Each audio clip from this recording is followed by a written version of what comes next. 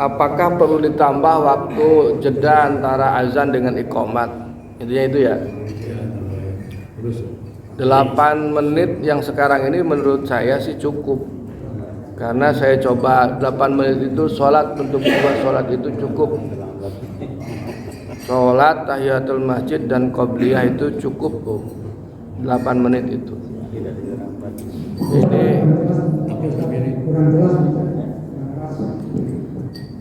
Pak Haji Unung itu tanya gitu, bahwa waktu jeda 8 menit dari azan sampai iqamat itu masih dirasa kurang cukup.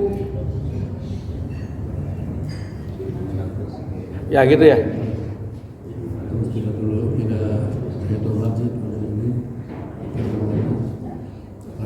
Apakah perlu ditambah? Ya, apakah perlu ditambah atau tidak apa sudah itu lagi karena ada diri yang harus baca. Apakah perlu ditambah dan bagaimana kalau tidak sempat sholat tahiyatul masjid? Kalau sholat tahiyatul masjid itu mau sebelum azan boleh, mau sesudah azan, orang datangnya pas azan boleh. Tapi kalau pas datangnya setelah qomat dan imam sudah takbir, apalagi imam sudah takbir, berarti sholat tahiyatul masjidnya sudah nggak usah. Karena kalau sunat dengan wajib maka harus didahulukan yang wajib. Nah, kalau secara real 8 menit dari azan ke iqamat itu cukup untuk 2 sholat itu, qobliyah dan tahiyatul masjid. Ya tergantung datangna. Pas datangna samenit deui nya teu cukup. Soalnya pas azan imahna jauh belah ditu. Nepi ka dieuna samenit deui. Nya teu kaburu. Bagaimana kalau nggak keburu? Kalau sudah punya niatan untuk sholat qobliyah, jadi Pak, dapat pahala itu. Bahkan ada sebagian ulama boleh setelah sholatnya. Kita nih ketinggalan tahiyatul masjid atau ketinggalan qobliyah. Karena ini sudah imam sudah Allahu Akbar. Boleh tuh setelah sholat fardu. Boleh. Kalau mau ditambal, diqadha. Boleh. Ada sebagian ulama mengatakan boleh. Karena kebiasaannya sholat. Tapi kalau kebiasaan mah jarang sholat qobliyah, jarang sholat tahiyatul masjid, ya nggak bisa itu mah, nggak bisa diqadha itu. Ini mah yang sudah biasa. Tahiyatul masjid tetap sunat Pak Haji, tidak menggeser hukum. Tahiyatul masjid, qobliyah itu sunat hukumnya, sunat hukumnya. Yang wajib mah sholat fardunya, sholat subuhnya. Sholat subuh itu bisa tadi disebut sholat fajar. Sebut sholat fajar itu sholat subuh. Sholat subuh itu ya sholat fajar. Coba kalau di Madinah itu jadwal sholat, nggak ada sholat subuh itu namanya sholatul fajr ya. Sholat fajar itu ya sholat subuh. Sholat fajar itu ya sholat subuh. Terus yang dimaksud dengan hadis 2 rakaat sholat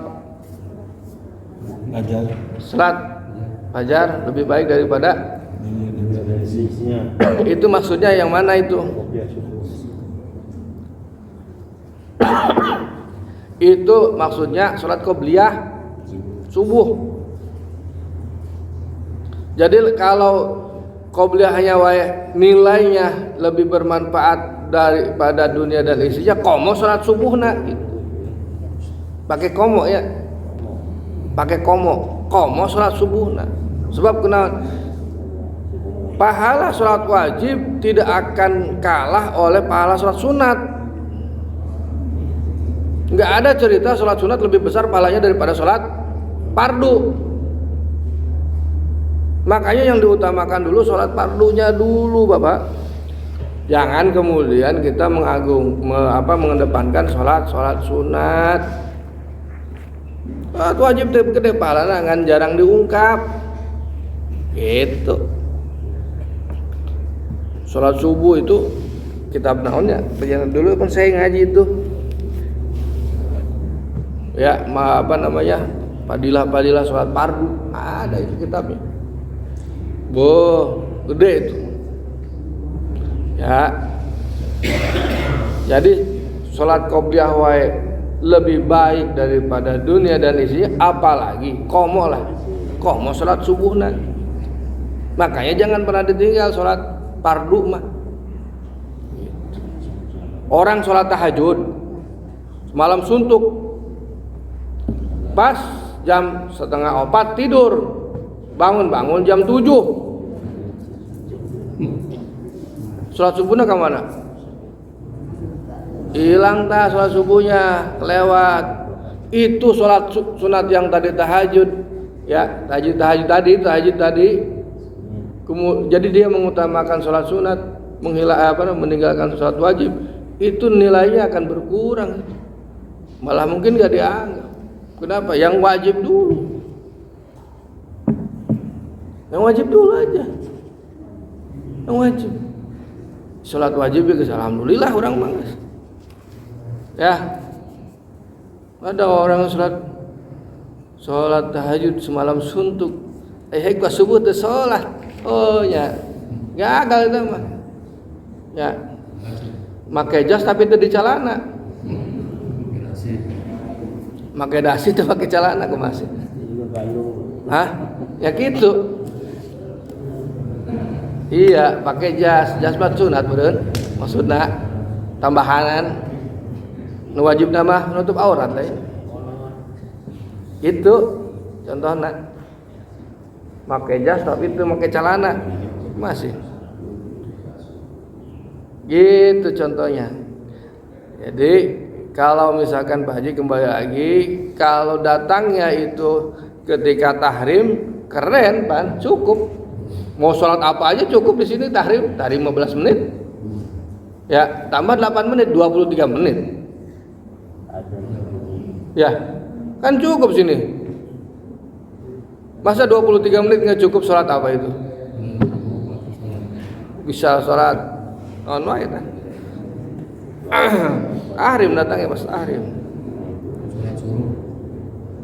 Apa? Oh, sholat suruk mah setelah sholat subuh, nanti setelah ngaji lah. Kira-kira ada caang di situ tuh. Berarti asub suruk. Caang berarti matahari udah ada. Suruk itu kan terbit. Jadi ketika terbit matahari, udah benar-benar matahari udah kelihatan. Ini ada cahayanya gitu. Cahayanya ada mataharinya ketinggalan jauh. Cahayanya matahari kelihatan dia. Udah kira berang. Ya gampang nama ningali jam ya nama sih. Gitu. Ya itu Pak Haji ya.